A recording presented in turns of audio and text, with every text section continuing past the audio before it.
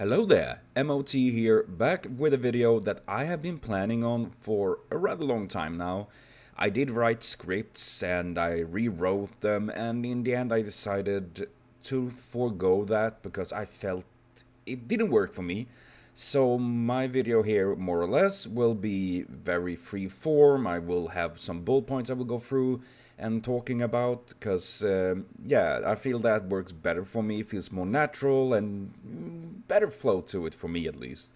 So in this video I am gonna talk a little bit about Israel history, because when you're talking about Israel today and the war crimes they're doing, especially against Palestine, people would always bring up, well, Hamas started it with October 7th, which was an horrible attack and everything.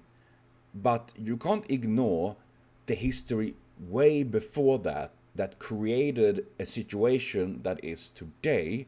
And a little bit of that history we are gonna be looking in this video, because there was a bunch of things I randomly learned from reading a random magazine a couple of years ago, and then I kind of forgot about it. But recently I started to, oh yeah, I remember that thing. I need to check on this more. So I started to read about it, and this is what this video is about. It is about two groups, one called Nakam and the other one called Lehi. And the reason why I want to talk about this is because I feel like they are two groups that is not much talked about, because growing up in Sweden, I, of course, learned a lot about World War II. I mean, like most people do here. And we heard about the horrible acts committed by the Nazis. They did so much bad. But I never heard about Nakam. And that made me curious, so I started reading up a bit more about it, because, you know, I have lots of these magazines on the bathroom, because when I take a dump, it feels nice to elevate my brain with knowledge as I'm taking a dump, I guess. And in there, it was an article about Nakam, so I decided to read up about it more here now. And that is what I want to talk about, because Nakam is Hebrew for revenge, and it was built up by survivors of the Holocaust, about 50 members. And their goal, as the name entails, was revenge. They wanted revenge against Germany and the Germans. It wasn't particularly just the Nazis. They wanted against the Germans. They wanted the revenge. It was a nation for a nation, an eye for an eye. And the one that led this group was Abba Kovner. Not to be confused with a Swedish pop band. This one is a little bit of a crazy guy, I would say. And he led the Nakam to create Plan A. Plan A was the first one. I will go through the other one as well, but Plan A was to get poison in large quantities and poison the water mains in Germany and kill as many as possible, because the goal was to kill 6 million Germans indiscriminately. It didn't matter who they were, as long as they were Germans, one German for each Jew that had been murdered. So Kovner traveled to then mandatory Palestine to get poison, and some of them that helped him get all of this poison was Ephraim and Aharon Katzir. Ephraim Katzir would be president of Israel later on. They both felt like sympathy for Kovner's revenge plot, so they were like, yeah, let's get poison for you guys, and they helped him out. So he took the poison and traveled towards Germany, but as he landed in Alexandria, Egypt, the police took him out, and he was arrested for a while and threw most of the poison into the waters there, which I take the fish didn't really like, but hey. And the rest of the poison he took to Germany, but it wasn't enough for the plan anymore. And now with Kovner out of the picture for a bit, you know, since he was in prison in Egypt, they kind of like dissolved for a little bit, but only for a little bit, until they started with Plan B. I will say the names of these plans aren't very, like, original. It's very simple. I guess we can appreciate it for the simplicity there, you know? It's simple and clean. And now with that lack of poison, they instead focused on the idea of infiltrating an imprisonment camp where they kept mainly SS officers and prominent Nazis by the Americans. So they started to infiltrate it bit by bit, and they recruited Yitzhak Ratner that would make poison locally in Paris, where he tried to make it tasteless, odorless, and everything, so, and have a delayed effect. Mainly so, more people will consume it and not realize it's poison, etc. And it was a combination of arsenic, glue, and whatever additives he added to it. And they painted it onto loaves of bread, which he then tested on cats. And I will say like this, as a cat person, fuck you. That's horrible, man. Well, that is not the main point of it. And he obtained more than 18 kilograms of arsenic. That's a huge amount of poison. And it could kill tens of thousands of people. So with that, they infiltrated this prison and started to poison the bread there. They slapped some of that shit on and, spiced it up. A little bit of spice for the Nazis, and they ate it.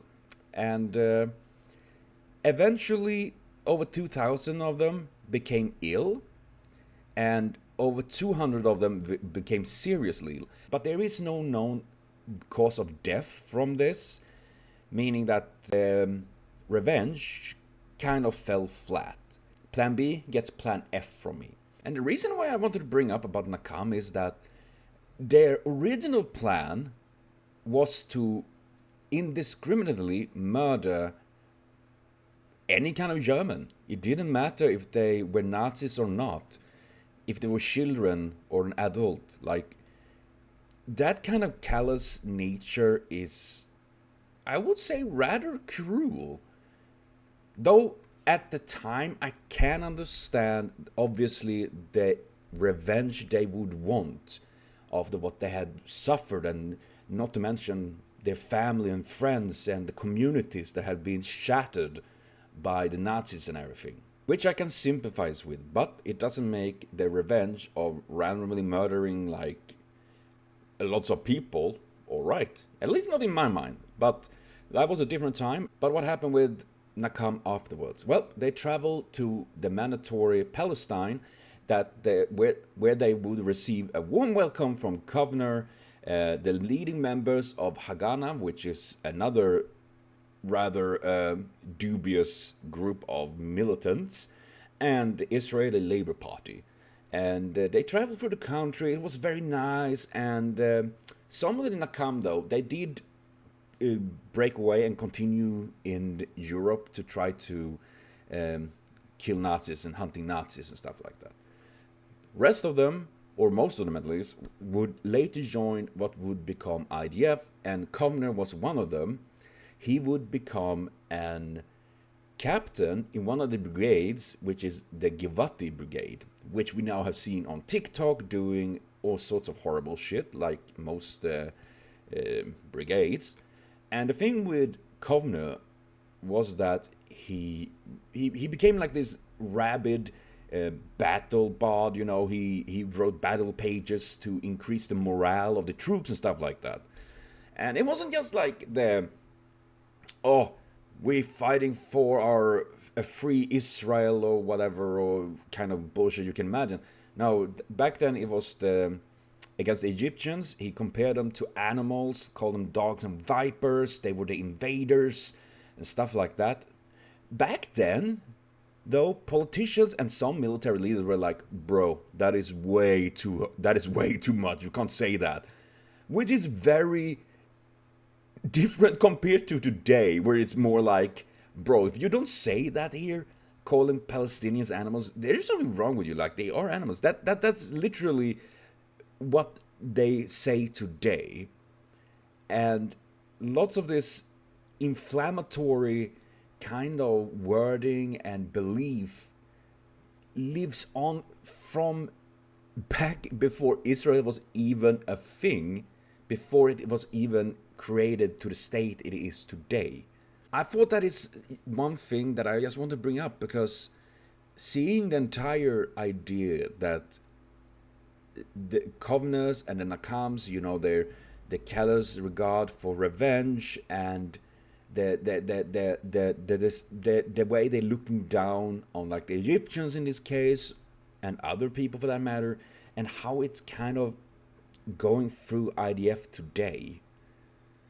That it is like the entire system had been formed out of this, out of Covenants was already back then, which was considered then bad, but today it's considered like fine, I guess. Though that was a little bit about Nakam and Abba Kovner. I thought this was an interesting thing to learn about, because there is so much about this that I had never heard about until I randomly read this article. And I thought to like tell about it here for people that haven't heard about it. And I also want to talk a little bit about Lehi, which is a militant group, and I want to get this out of my system. And it is Lehi, which is I am so sorry. Lehi was the official name for them was the Fighters for the Freedom of Israel, and was created by Abraham Stern in Mandatory Palestine.